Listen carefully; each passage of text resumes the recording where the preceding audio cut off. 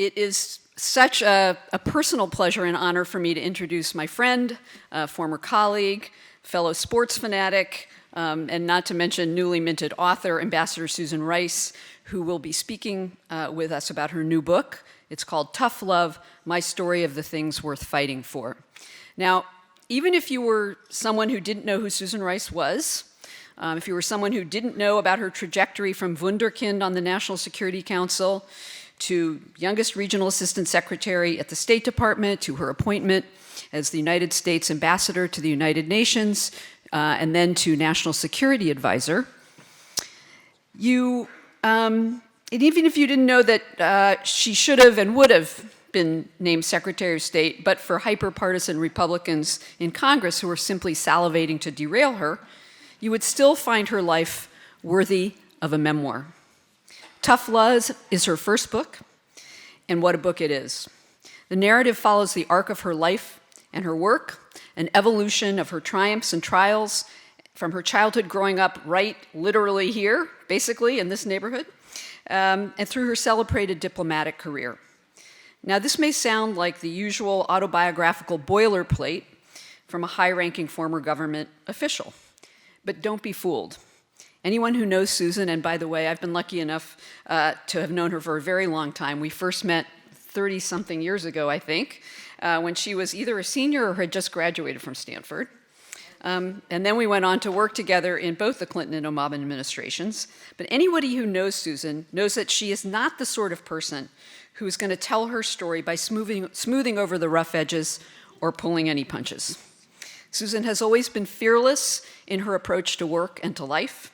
So too has she been fearless in writing this book, in recounting with candor and self-reflection the seminal moments that have motivated her life and professional choices, from being a wife and mother to a career at the highest echelons of government.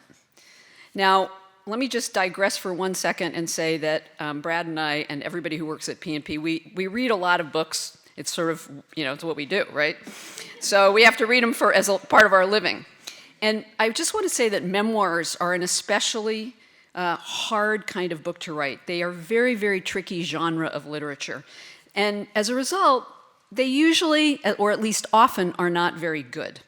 And that's because most people who write them find it too scary, or too revealing, or too painful to say what they really think and feel. And so Susan, unlike most people who write memoirs, is willing to go to a lot of places, most places that most people are not willing to go. She describes in vivid terms the agony she felt as a child caught in the crucible of family tensions as she navigated her parents' contentious divorce. She reckons with her own mistakes and limitations personally and professionally. Imagine this, especially at this moment. A leading government official acknowledging, indeed asserting, that failure is a natural and essential part of policymaking. That's what Susan does. Nor does she gloss over the tarnishing that comes when one has to operate in the cauldron of 21st century politics, especially the fallout of the Benghazi crisis, which cost her professionally and left deep emotional scars on her family. Tough Love is her story, in her words, unfiltered and unvarnished.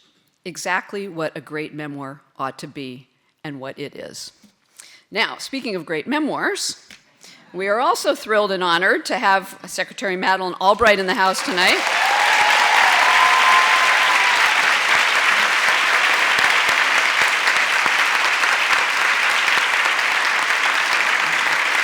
Secretary Albright will be in conversation with Susan, and I just want to say that I'm one of the very, very lucky people who got to know and work with Secretary Albright back in the Clinton administration.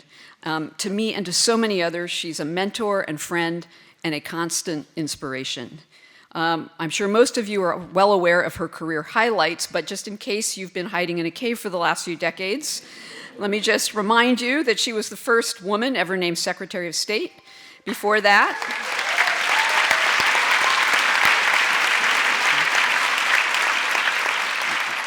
that, she was, like Susan, our ambassador to the United Nations. Before that, she was a respected scholar and foreign policy expert and democratic political activist and advisor. By the way, she didn't even get into this career until her late 30s, so how amazing is that? But at PNP, we especially admire her side career as a writer. She has 6 New York Times bestsellers to her name, including most recently Fascism, A Warning, which reached #1 on the New York Times bestseller list. And tonight I want to just remind you, I want to remind you, or at least call attention, to 2 of her earlier works, both masterpieces, absolute masterpieces of this very, very difficult genre of writing memoirs. Madam Secretary and Prague Winter. If you haven't read them, you really, really must. Now, luckily for us, Secretary Albright isn't finished yet, either with her work building democracy and fighting tyranny around the world, or with writing books. And in the midst of a fitness regimen that would exhaust people half her age and a dizzying travel schedule around the world, she's near completion of the 3rd installment of her memoir trilogy. This will be her 7th book, due out next April, entitled Hell and Other Destinations, a 21st Century Memoir. And we very much look forward to it coming out. So please join me in welcoming 2 extraordinary diplomats, 2 extraordinary authors, Ambassador Susan Rice and Secretary Madeleine Albright.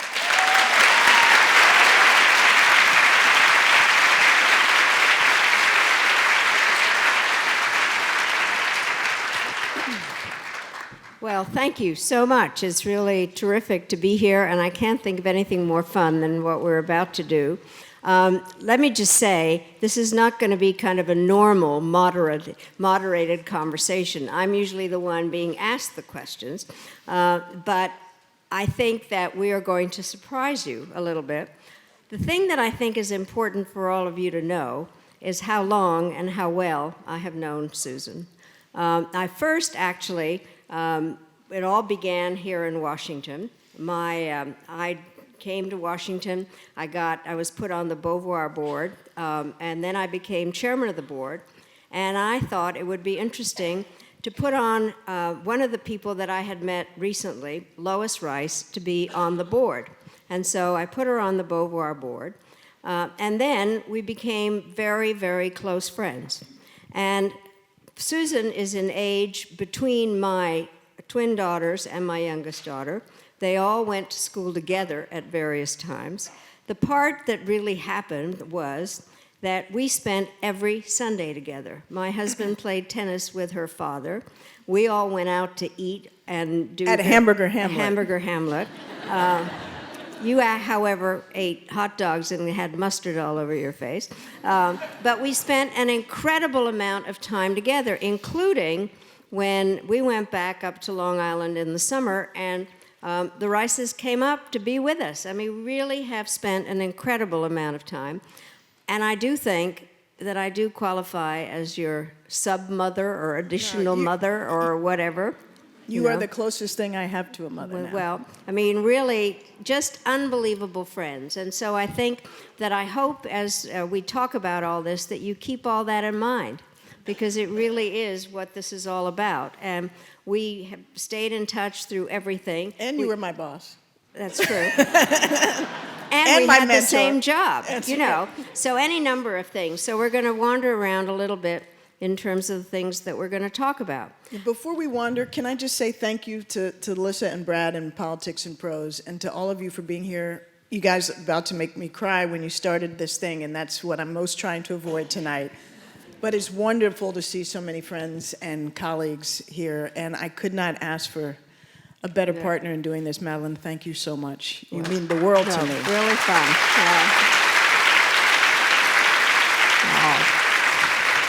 So I think that there really are a lot of fun things to talk about, and our lives really have intertwined in so many different ways. So we will go through this, and you might learn to be honest. Tell it like it is. But let me just say, you've had an incredible week already on a lot of shows, and I've watched you, and so a terrific book, which I've loved. And it's really, Lisa, you were absolutely right about everything that you said about it. So all of you that haven't read it yet, you have a great treat ahead of you. But what I wanted to do is really, you write about growing up in Washington in the 60s and 70s, as my daughters did. And I think that living here at that time really shaped you in so many different ways. What did you gain from having gone, actually it's a school down the street, National Cathedral? Yes. Beauvoir and National Cathedral, but really as a Washington child, what were the parts that really affected you in the way that you grew up? Well, my brother and I, who's here tonight so he can check me, were raised in a family where the news was always on. If we managed to make our dad late for the nightly news, we had hell to pay, because of course for the younger people that was before TiVo or DVRs. And we were raised in an environment where the business of government and politics was really front and center. When the city burnt down in 1968 after Martin Luther King was assassinated, our parents took us, me, a 4-year-old, my brother in a stroller, down the 14th Street corridor to see what had happened. They took us to Resurrection City in the mud to understand what the Poor People's Campaign was about. When Robert Kennedy was assassinated, my mother sat me in front of the television set to watch his casket come from New York to Washington on the train, so that we had this sense of what was going on. We went to school with kids whose parents worked in Congress or were members of Congress and senators on a bipartisan basis, back when people moved their families to Washington and they lived here, and so we knew each other as human beings and as playmates across party lines. And it's really hard to hate somebody if you actually know them and have to see them the next day on the golf course or at school or wherever. So it was an environment where things were a little less raw, a little more collegial, but also where the issues were hot. I see some of my friends here from high school, we had classmates whose parents went to jail for Watergate. And so this was all really very proximate to us, and it shaped my interest in government, my interest in policy, but also my parents never let us shy away from the tough stuff that was going on. And it's very interesting because both your parents really, as adults, we all spent a lot of time together talking about various issues that were going on. Your mother had been head of, or part of, it was actually called the Negro Student Fund, and then became the Black Student Fund. And I think one of the reasons that I wanted her on the board at Beauvoir was that this was shortly after the Skelly-Wright decision of really integrating the schools, and yet the schools up here were not that integrated. And so it really was an interesting time in terms of, and the importance of the kinds of things that your family really was a part of, and very much explaining a lot about Washington and their own lives. Lissa already mentioned this, but I have to tell you, as close as I was to your parents and the amount of time we spent together, I really found it a big surprise to read about the way you wrote about your home life and the problem. I obviously knew that they got a divorce, but none of the story that you really tell. And so I think that it's worth exploring why you wanted to tell that story, what came out of it, how you were able to be a part of this community and yet be going through all of this pain, and how the experience really shaped you. Well, I think we all know what it's like to think you know what's going on in somebody's life, but you really don't know what's actually happening behind closed doors. And I had these two extraordinary parents who were amazingly accomplished and wonderful, committed, devoted parents, but they really didn't belong together in a marriage. And when I was about 7, Johnny was about 5, things started really falling apart. Very loud, violent arguments, very scary for me because, I'd wake up in the middle of the night and I'd hear what was going on, and I'd try to run downstairs to spy on them in the kitchen or wherever they were to make sure that it wasn't getting way too far out of control. And if it was, because you were probably sleeping upstairs, I would intervene. And I'd try to, break it up. And sometimes breaking it up meant literally breaking it up, and other times it meant trying to be a mediator, even at 7 and 8, trying to understand what they were fighting about. And I learned way too much about what was actually underlying there. their failed marriage. And the reason I write about it so painfully is because it was probably the most formative experience of my childhood. I think I came out of the period of the worst of their breakup and then an extended, ugly custody battle, which was quite public in Washington, with the sense that as painful and as terrible as that was, that I could take a punch and keep going. I felt that, I had challenges in my friendships. Some folks in here will remember I went through a period where I was really not very nice to be with, and acting out and taking it out on my friends. But they were kind enough to give me the kind of tough love, even as young children, and say, look, you got to get your act together. You're not being you. But I came out of this stronger in a sense because I knew that I'd been through something that was hard, and I could still keep going. I was still able to focus on my studies. I was still able to be an athlete. And that sense of, resilience gave me real confidence going forward.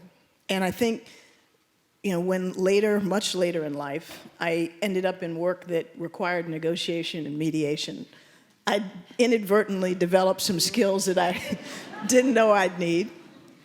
But I also, when I took a public beating on one particular occasion, but frankly more than one occasion, I think that sense of, okay, I can suck this up, came from that experience originally.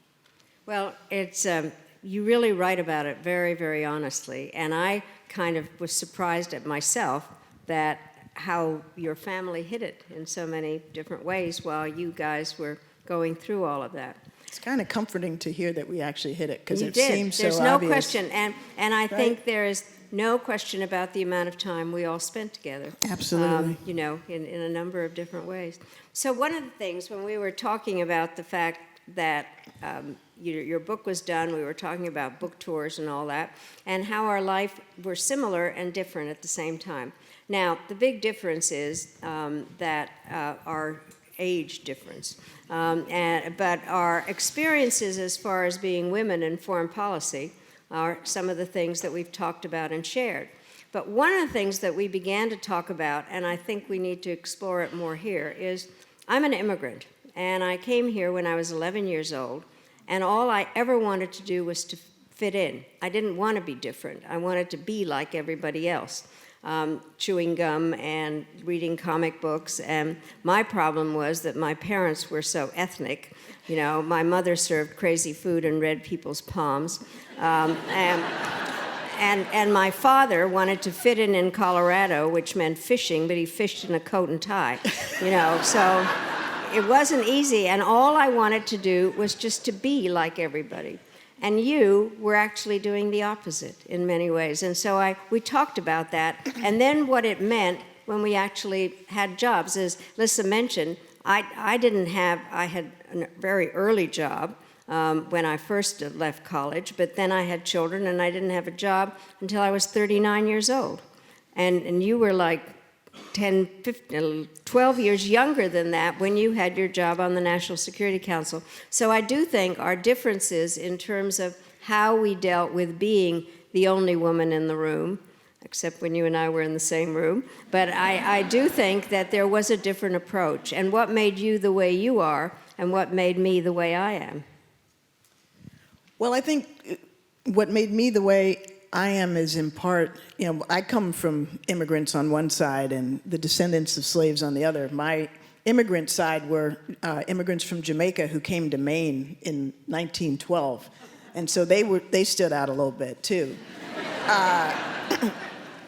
But from both sides of our family, and especially in some ways from my dad's side, my dad had endured the worst of Jim Crow in segregated South Carolina. He served during World War II in the Army Air Force at Tuskegee. And unlike, the sort of valiant, famed, lauded Tuskegee Airmen that we hear about now, my dad was really bitter and very angry that there was any expectation that as a black man, he and his colleagues had to prove to white people that they could fly, that they could be as good as white people, because to him that was absolutely obvious.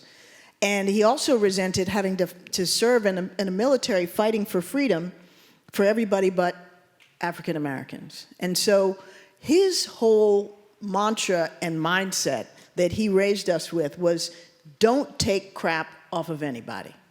I mean, again and again. And what that meant was, don't let anybody denigrate you, don't let anybody dismiss you, don't let anybody tell you you can't.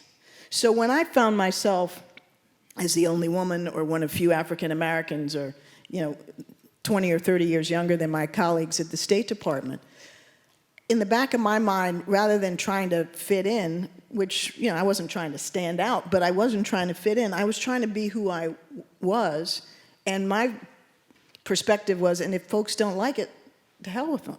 That was, which, had its benefits and disadvantages. But that really was kind of how we were raised. Just be who you are, be authentic, believe in yourself, and don't take crap. So that kind of underlies my approach, and that may explain some of the difference. Well, it's very interesting because the truth is that I had always felt very protective about you. When we had done a lot of political things together, we worked for Michael Dukakis. Some of you may remember that. And then what happened is in the Clinton administration, when we were in the Situation Room, and I was a cabinet member, an ambassador to the United Nations, and you were a 28-year-old staffer. And I would always begin my conversations with, you all may have said this already, but I would like to say it somewhat differently. Or don't mind. Or if you don't mind. And Susan would just tell it, and she said, this is how it is. And I thought, oh my God, she's never going to make it. And no hesitation whatsoever. Smart-ass kid that really was telling everybody exactly what she thought. And so I do think the things that you have done, now that I'm a professor, and I see that women have to act differently in meetings and stop apologizing all the time, you are the role model. And I think it is very important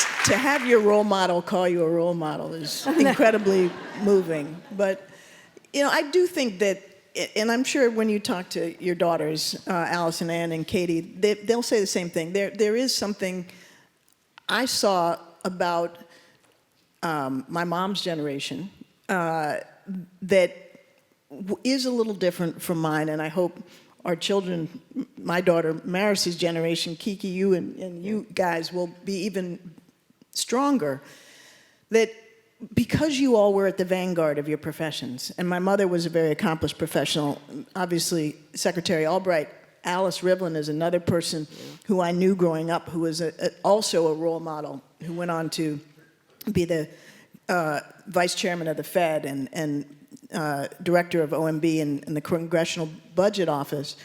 These were, you were women that were pioneers, and you were breaking down the glass ceilings. And you did it coming from a culture where the expectation was that women had to be deferential. And because you all broke down those barriers, by the time Alice and Ann and I got there, they were broken down. We just had to demand our seat at the table and not give it up when people tried to take it from us. And hopefully for my children's generation, they'll just walk in and sit down and own the place. But I think, aside from the fact that you had confidence in yourself, the bottom line is you also are incredibly smart and well prepared. I mean, you can't just go in and say, here I am, listen to me, without really having prepared. And so I always believed that you deserved every position that you had. But it certainly was a surprise as I kept apologizing and you kept telling everybody what to do. But I do think that it's interesting that people began to figure out that we really knew each other pretty well. And when I became secretary, by the way, when I was ambassador at the United Nations, we spent a lot of time together. You came up to New York. We took a lot of trips together. One of our craziest trips was to go to Somalia together, and then through a variety of places. But the main thing is that I was a member of the cabinet, and as such, I could not only talk to the people at the State Department, but I could talk to the people at the NSC. And you were a staffer at the NSC. You and Dick Clark were the ones that were really doing the things to do with the United Nations. And so all of a sudden, I'm asking her permission Not really, but... But it was very interesting because our various interests have interacted for a lot of time. So then I become Secretary of State, and I was very pleased at the fact that it was possible to get you to come and be the Assistant Secretary for Africa. People did figure out that we had known each other a little bit. But we should tell the story of how this happened. Yes, please. Because this is right after President Clinton had been reelected, probably late November, early December. And I'm still on the NSC staff, and Madeleine has been named Secretary Designate. And you and Sandy Berger called me down into the Situation Room at the White House, and I thought, oh my God, what did I do? I'm going to get in big trouble. Yeah. We get in there, and you said, I'd really like you to come to the State Department and serve with me as an assistant secretary. And I said, great. and you said, well, what would you like to do? And you said we talked through international organizations, human rights, and then you came to Africa, and I kept going back to international organizations or human rights or intelligence, and they kept pushing me to Africa, which was the job I was doing at that point at the NSC. And Sandy and Madeleine were like, what is the matter with you? Why would you not want to be a regional assistant secretary of state? And I finally said, okay, I got to come clean. I'm pregnant. And I hadn't told my mother. The only person who knew at that point was Ian. And thankfully.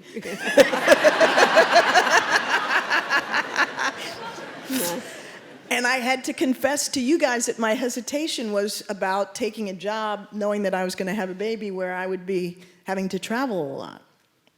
And you kept my confidence, and you and Sandy were incredibly supportive, and you said, look, we'll help you, we'll make it possible, and we talked about potential deputies. But my mother went to her grave not knowing that you knew before she did. That I was pregnant. That was very deliberate on my part. So. But I think that I'm so glad you took the job, because I think that it was a time that there were so many changes going on, and the combination of your interest in international organizations and a variety of things, and obviously your general knowledge, I think you made a great deal of that particular job at a very important time. And it was fun to travel with you. You knew the leaders very well. They respected you. And I think also you did manage to prove that you could be a mother and an assistant secretary at the same time. With your support. I was 32 years old when I started at the State Department. And literally had just had our son Jake 3 months earlier. So I was breastfeeding in the State Department. I was bringing him in to breastfeed. I was pumping and storing. Jake learned to walk literally in the halls of the State Department. And when we would push him, he'd be pushing this toy down the corridor of the 6th floor, and we'd walk past the office of, the European Affairs office, and then the East Asian Affairs, and the people would look out the door like they'd seen a ghost. Because there was no real readiness for that kind of humanity at the State Department at that time. So I look back on that honestly, and I wonder if I knew then what I know now, and I were you, whether I would have taken a bet on me at that age in that role.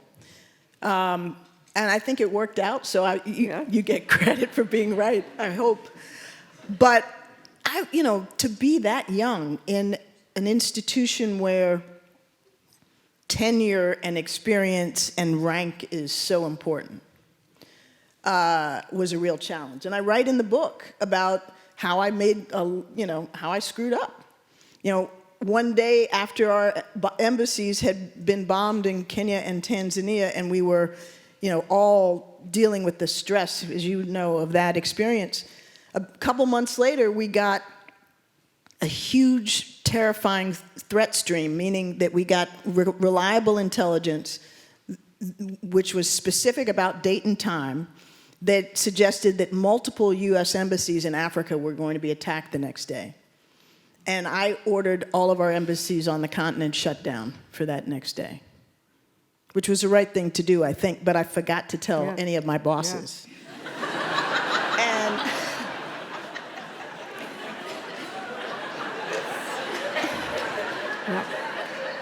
the most angry I've ever heard Tom Pickering was that morning when he called, like, how in the hell am I reading about all the embassies on the African continent being shut down and I didn't know? That was, that was an honest mistake, but it was a kind of big one. And it was indicative of the fact that I was just driving too fast. I was a hard charger, and I was impatient, and I wanted to get stuff done, and I knew that you and President Clinton had an agenda that you expected us to get done, and I screwed up on a number of occasions, and I had, thankfully, wonderful people straighten me out, from you to Wendy Sherman, and above all, as I write in the book, Howard Wolpe, who took me out to lunch and gave me what for, from a position of love to help me improve. And so that whole tenure at the State Department as Assistant Secretary was probably the most important growth experience I had during my time in government. And I think that you deserved to be the Assistant Secretary. You really knew it. And I think that you proved an awful lot in terms of the capability of being able to think and breastfeed. And so, but I do think that one of the issues that's interesting in terms of the Kenya and Tanzania episode, and I will raise it now because it was one of the, everybody that knows me knows that I loved being Secretary of State, except August 7th, 1998, when this happened. And part of the thing was that there was a lack of intelligence in terms of what was going on there. And in fact, whether there really were threats, all those different kinds of things. There was a review of what we had done. I was held responsible for everything. And it really was an issue in terms of how one deals when you're at the top of a government, in terms of the responsibilities of things that you cannot control everything. And by the way, because you closed the embassies, one of the issues that is kind of bureaucratic at the State Department, there is Tom Pickering, which was the Undersecretary for Political Undersecretary, and then the Undersecretary for Management.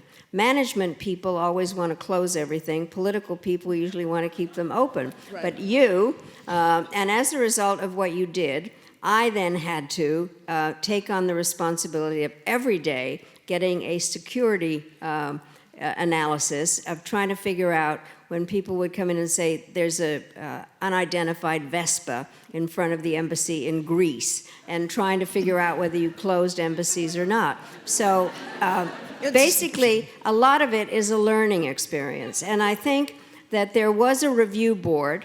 And I know, as, again, Alyssa mentioned, one of the hard parts was what happened to you on Benghazi. And some of it is similar in terms of where do you get the information and how you take the responsibility. Right. And when it was in Africa, those were embassies that I was responsible for, and our people from the Bureau of African Affairs that we tragically lost. And I think we've talked about this many times. That is the hardest day of my professional life and yours, yes. Yeah. In Benghazi it was different. I was the talking head, not the person with line responsibility. But it gets back to another story I tell in the book. As you can imagine, knowing my mom, I went to her house the Friday before the Sunday shows because she had recently had her 4th or 5th cancer surgery and a stroke. And she was weak physically, but not ever mentally. And she asked me as I'm stopping by on my way home from work, what are you doing this weekend? And I said, well, I'm taking the kids to Ohio State tomorrow for a football game. And then on Sunday, I'm going on all the Sunday shows to talk about what has happened this week across the globe, and including in Benghazi and the upcoming UN General Assembly. And she said, why?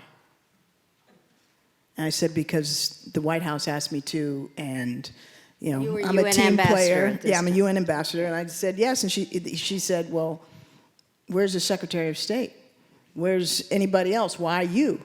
And I said, Mom, well, I think, everybody's tired. It's been a rough week. This is not what I'd planned, but I agreed to do it. And she's like, this is a bad idea. I smell a rat. You shouldn't do it. And the rat she smelled, because she was actually extremely prescient, right, Johnny? Was that when there's a crisis and it's in a political hothouse, the first person out with whatever's the current best information is going to inevitably find that some aspect of that information turns out to be wrong in retrospect. And that's what happened to me. And I was accused of being a liar and incompetent and all that stuff. And my mother's instinct, which was, for once, think about yourself rather than the larger mission, was one that I couldn't hear or embrace until I learned that the hard way. Yeah. But So the lesson is, especially young people, listen to your mother.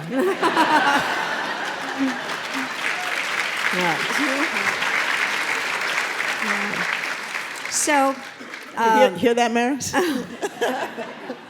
so let me kind of move and ask you how you and President Obama got to know each other, and you've known him. How did you meet him? How did your relationship evolve?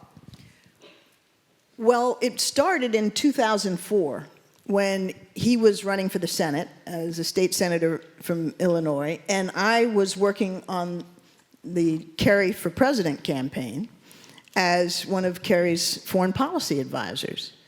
And Obama had asked my former boss, the former National Security Advisor, Tony Lake, to advise him on foreign policy stuff.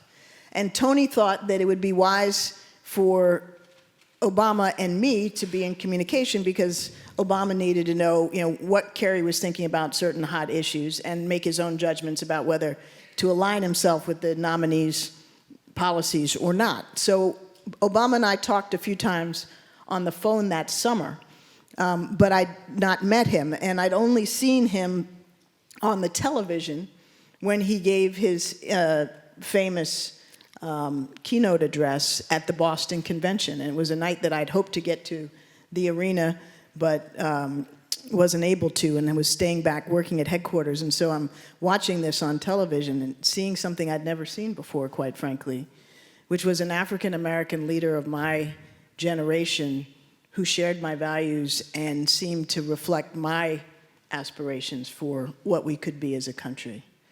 And then I met him for the first time at the Congressional Black Caucus annual dinner. I just literally bumped into him, as I describe in the book.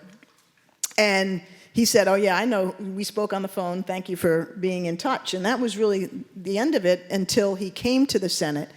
And through, again, Tony Lake, I got to know him both socially and professionally through advising him in his role on the Senate Foreign Relations Committee. And that's where it began. And then when he decided to run for president, he asked me and Tony and others to help coordinate his foreign policy effort. And we had much in common in terms of our views and our temperament and similar sort of senses of humor, and that's how it began. Well, it certainly worked out well. So now you served as President Obama's first ambassador to the United Nations, a job I know something about. And I wanted to... Which you told me to take. Yes, it was a great Very job, good advice. actually. And one of the questions always is, are you a cabinet member at the same time, which you were, very important, and then you are a member of the Principals Committee, and you really have something to do with the decision-making. aspect of it. And I think that one of the things I'd love to, it's a job I loved. We did live in the same, pretty good digs at it used to be in the penthouse of the Waldorf until the Chinese bought it. Then it was time to go.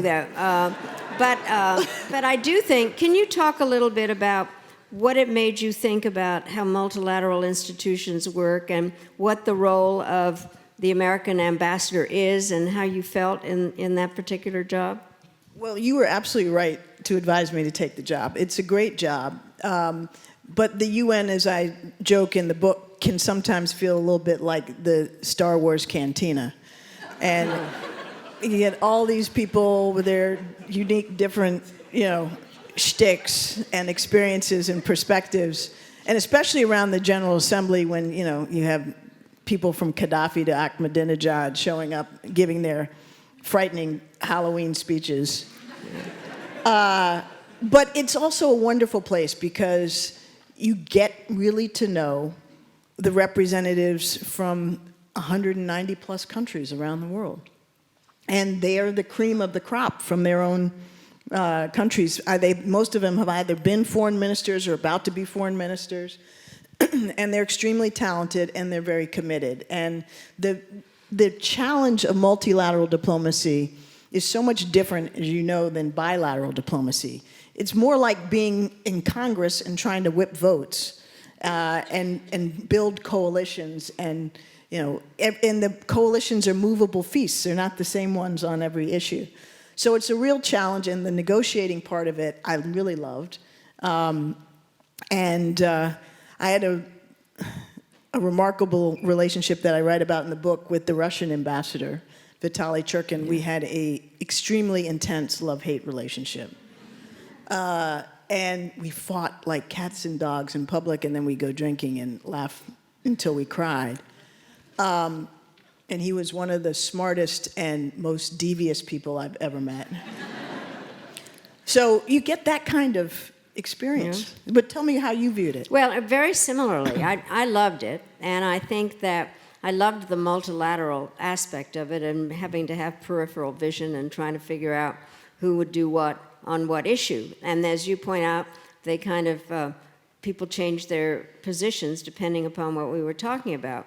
And it's funny because I did have the most peculiar relationship with my Russian friend, who is now Sergei Lavrov, the foreign minister of Russia.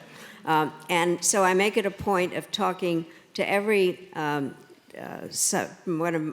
of my successors as Secretary of State, saying the Russian foreign minister knows more about how the UN works than any other single person in the world. And he knew where to put the commas in order to change the resolutions and things. But the relationships, and it's interesting because aside from the fact that we really have talked to each other over the years, we use the same language in terms of saying the best people, each country sends their best people, and it's a really incredible group of people, and there are huge advantages to it. And I learned a lot. It's a terrific training for everything. You taught me one thing, though, also. There are tools you can use that can lighten the atmosphere. And you coined using the Macarena. Madeleine danced the Macarena in the Security Council, famously. Yeah. I can't do all of this. So I just had dance parties at the U.S. mission where we played R&B and, got really sweaty. But dancing is one of those things that helps break down barriers. Never know. Also eating. Eating. People would ask me what I do because I kept getting fatter, and I said, I'm eating for my country. You said and the thing, this unfortunately went on even when I was Secretary of State, because as a woman and an American, I always sat next to the head of state, and I finally started pushing their national whatever around the plate, and the head of state would say, why aren't you eating our national brains or whatever? And you have to kind of put it all back together and eat it. Diplomacy is bad for your butt, as I write in the book. But I do think that, and I wanted to ask you, because it really, I think, taught me a lot, which helped me when I was secretary, and I'm sure it helped you when you were national security advisor in terms of really understanding where other countries are coming from. So I think it is a very interesting job in many ways. I do think one of the things I wanted to talk to you about, because in terms of the kinds of things that you did at the UN and I did at the UN and then in our subsequent jobs, how do you feel about America involved in humanitarian intervention? Complicated. It's sort of a running theme in the book, because I write about my early learning as in my first job at the White House when I was 28, and I was responsible for UN issues. And in the first 2 years of that job, we experienced Somalia and Rwanda. And both were very searing experiences, following Black Hawk Down and then visiting, for me personally, visiting Rwanda 6 months after the genocide, where, frankly, not to be crude, but the bodies were still all over the place. And so on the one hand, from Somalia, I learned the importance of, being hands-on as senior leaders when we have U.S. forces deployed in complex environments. And from Rwanda, I learned the complexity of wrestling with, whether or not to intervene. And the irony of our experience in Rwanda was we never had a decision-making meeting about whether or not to intervene. It was just, it came so soon after Somalia, and it was so horrifying and remote that there was never a decision-making process. And the editorial pages didn't call the question, and Congress didn't call the question. And so all of this unfolded, and we were making sort of micro decisions that added up to failure. Fast forward to when I'm at the UN, and we're dealing with issues like Libya and Syria.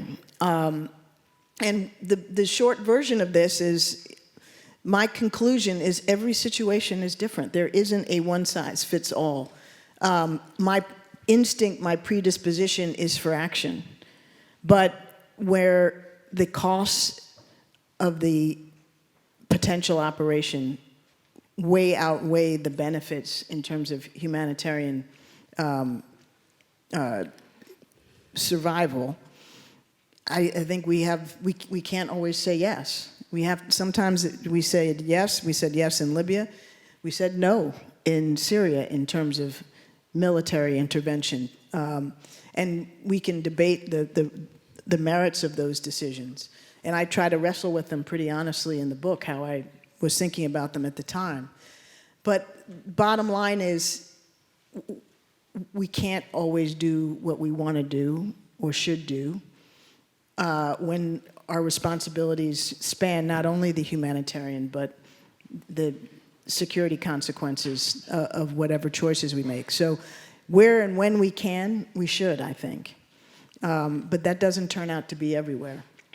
I think it is the hardest thing, because there you sit at the United Nations first, and you are faced with a situation that you didn't create, and then you're the, by the way, I don't know if you felt this way, it's not easy to be the United States. I mean, you can go up there and decide that you're going to dominate everybody and always talk first, or you can wait to summarize at the end, or you can sometimes talk in the middle, but people basically are looking for what the United States will do. Lisa used to. And when you were on the NSC staff,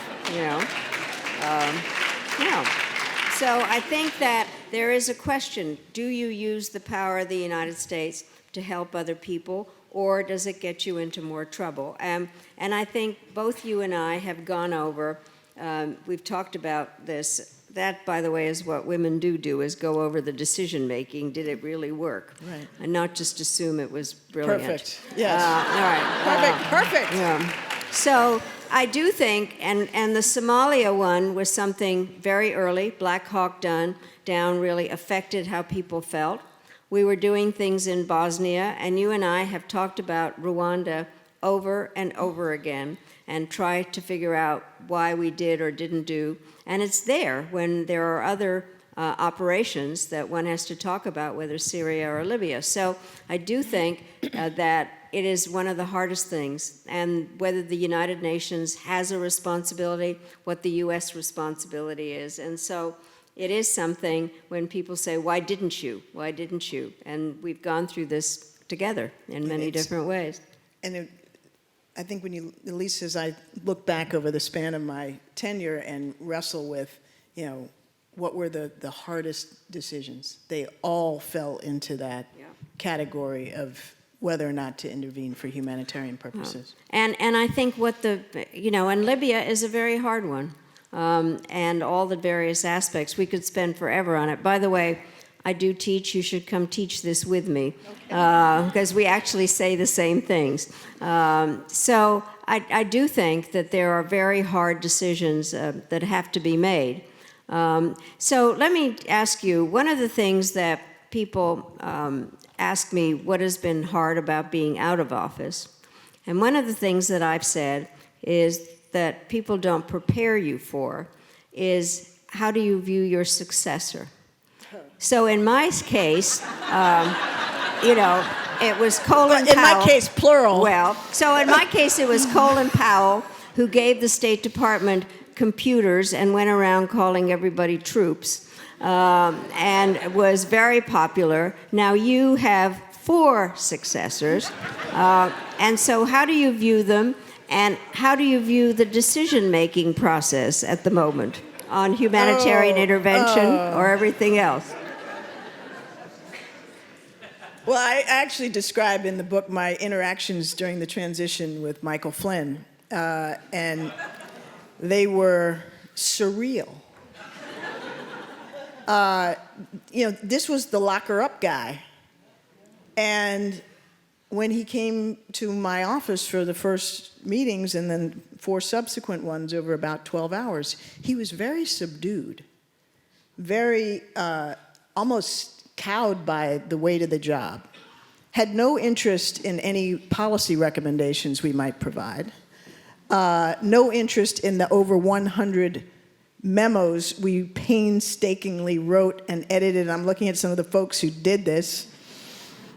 I don't think he cracked the binders, but he was very eager to tell me how we needed to fight China now, because if we waited, they would be even stronger. But so this was the time for conflict, and that Russia didn't matter, wasn't a big deal, don't worry about it. It was all bizarre, and the last encounter we had was the most bizarre, where at the end of the meeting, as we're saying goodbye, and I reach out my hand to shake it and wish him well and say, if I can ever be helpful, let me know, blah, blah, blah. He's like, can I have a hug? Yeah. And I was like, okay. So I gave him a hug. That was the last I saw him. So do you remember? And I haven't seen, I knew HR. I got to know him a little bit, and he was cool. He really tried to do the job of National Security Advisor. Bolton, not so much. No. And I don't even know who this other, I couldn't pick this new guy out of a lineup. No. But do you remember this totally bizarre thing that we did at the U.S. Institute of Peace, where they do this the passing of the baton. I refused to pass the baton. Yes, I had to sit there. I had a bad feeling about that. It was the whole thing, and then you asked me to come up to the stage, and Flynn asked me to give him a hug. So it was one of the totally weird scenes, right? They didn't help. But I do think, can you talk a little bit about But there is no process. You asked a serious question. Well, that's the issue. That is the issue, yeah. And what does that mean in terms of how one deals with the problems? And can you visualize going into the Oval at the moment to try to brief the president?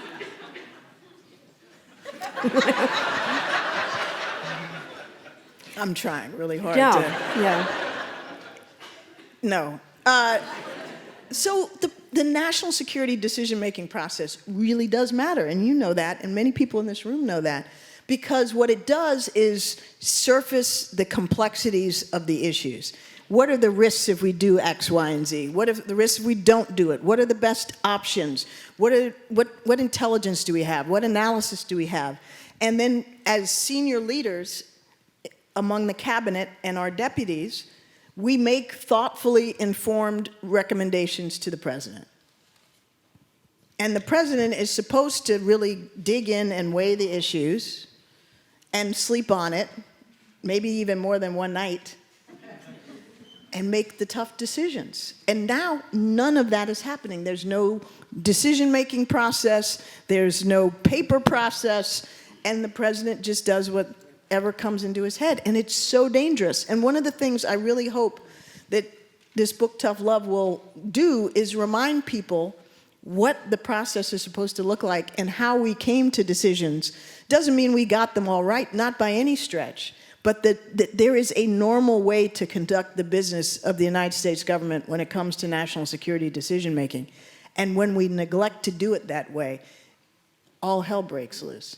And I think the part that is so important when it works, and you're the national security advisor, that you elicit the opinions of the other people in the room. And represent them faithfully. And let them explain. Sometimes the State Department has a different view than the Defense Department or the various people that sit there. And the way I describe it is a good national security advisor, and I would definitely put you high in that category. See, I don't even have to pay her for breaks this. the eggs and makes sure that in fact everybody gets their view. Then you try to make an omelet for the president. Right. And if you can't make the omelet, then you take the egg mess to the president and everybody argues again in front of him. Right. Because there is respect for different views. Right. And you need to know that none of these issues have one answer, just the way you put it.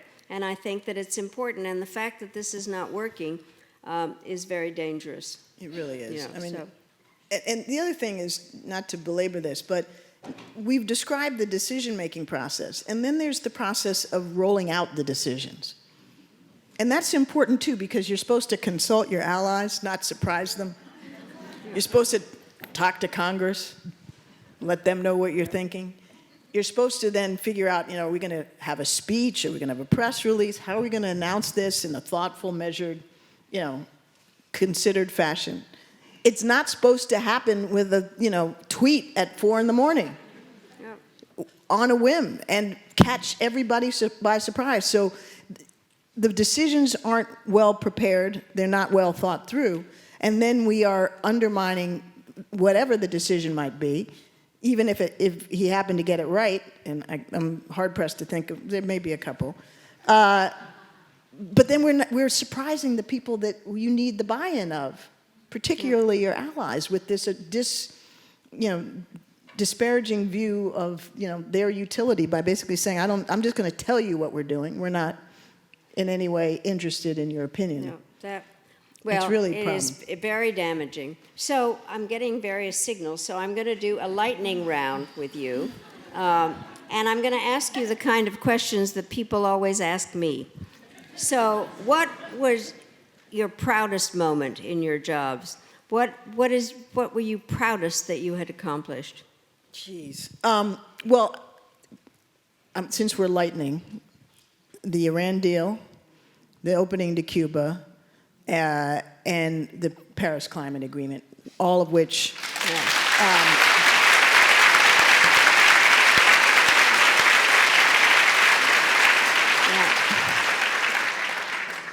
All of which, of course, the primary credit goes to the president and in many cases Secretary of State, but that as trying to lead the national security team, I feel invested in. And what about your biggest regret?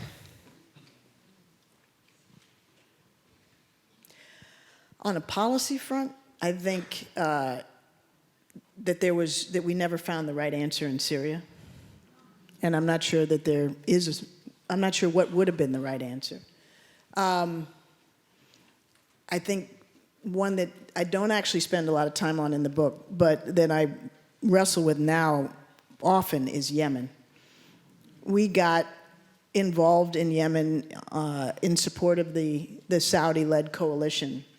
And when the Saudis and their partners continued to bomb relentlessly without any discrimination and killed many, many civilians. The U.S. only late in the Obama administration started to pull back that support. We didn't end it completely, and then Trump came in and ramped it up and has made it unconditional, and the humanitarian disaster in Yemen is one that, deeply, deeply troubles me. And I think it started under our watch. Well, the unintended consequences of either making or not making a decision, I think. And so I'm often asked, who was the leader that I met that I admired most, other than the president? Foreign leader. Foreign leader. I think for me, I'd have to say, and I do write about this, Shimon Peres, who I kind of had a crush on. Yeah. And it might have been a little mutual. I'm not. Yeah. He was so wise and so charming, and he was so kind to me when I was UN ambassador. He took a real interest in me, and he would call and he would send me notes, and we'd meet when he came to town, and it was, just to talk through stuff. And I really, really feel very warmly towards him and appreciated his friendship. And it was not one that was necessary by virtue of my job. I'm a UN ambassador, and he's, the president of Israel. But he was just always so wonderful. And the opposite, who was the foreign leader that you found the most difficult to deal with, that you had to deal with? Well, that's actually a long list. Yeah. Let me keep it simple and say Okay. Putin. Yeah. But there's actually more. Couple more. You're no longer a diplomat, so go for it. Netanyahu. Mm-hmm. Isaias Afwerki of Eritrea. Sorry.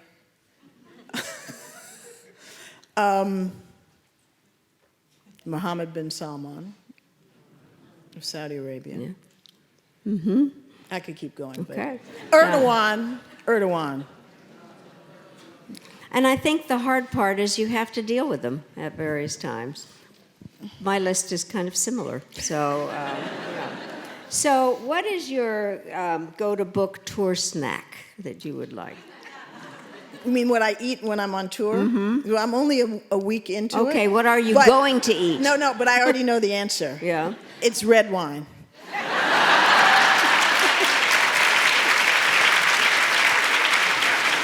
So not too many morning snacks. So this has been really fantastic. I thank you, and because I am here channeling your mother. Oh, wait, you're going to talk to... Oh, Lord, no, I know where you're going. She would call me often and say, tell her about her hair. I would like to tell you your hair looks great. I don't have to tell you to cut it or move it back or whatever, but that was a regular conversation that we had. So true. Thank you so much. Love you, Mom.